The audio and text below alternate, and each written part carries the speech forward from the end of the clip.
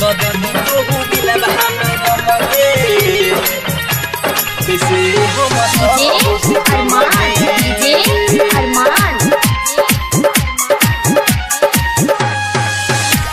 बदली तो दिल बहाने गमगे बदली तू दिल बहाने गमगे कैसे हम सहब सीतमगे बदली तू दिल बहाने गमगे कैसे हम सहब सीतमगे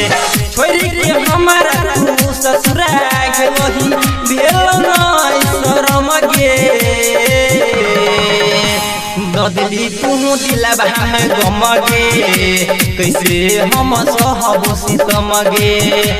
बदली तू दिल बहाने गमगे कैसे हम सहब सीतमगे डीजे अरमान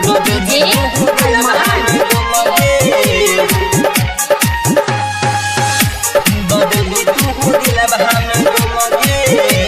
कैसे हम सहब सीतमगे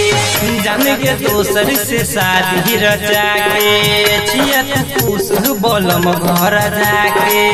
छियत खुश बोलम घर जाके जान के दोसर से शादी रचा के छियत खुश बोलम घर जाके तोरा बिना हम कैसे गे जीबो गेलोही हमारा छोड़ के बदली तू दिल बहाने गमगे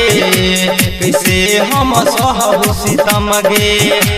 बदली तू दिल बहाने गमगे कैसे हम सहब सीतमगे डीजे अरमान अभी आप सुन रहे हैं खुटौना से मैथिली म्यूजिक की शानदार प्रस्तुति। प्यार के तोहर मिटैबो ने दिल सा तोहरा बिना जीबो हम मुश्किल सा तोहरा बिना जीबो हम मुश्किल सा प्यार के तोहर मिटैबो ने दिल सा तोहरा बिना जीबो हम मुश्किल सा राइटर गोविंद राकेश कहै छौ अपना दिल के बात गे बदली तू दिल बहाने गमगे कैसे हम सहब सीतमगे बदली तू दिल बहाने गमगे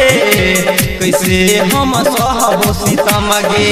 छोरी के हमारा तू ससुरा गेलही भेल नै शरमगे बदली तू दिल बहाने गमगे कैसे हम सहब सीतमगे बदली तू दिल बहाने गमगे कैसे हम सहब सीतमगे।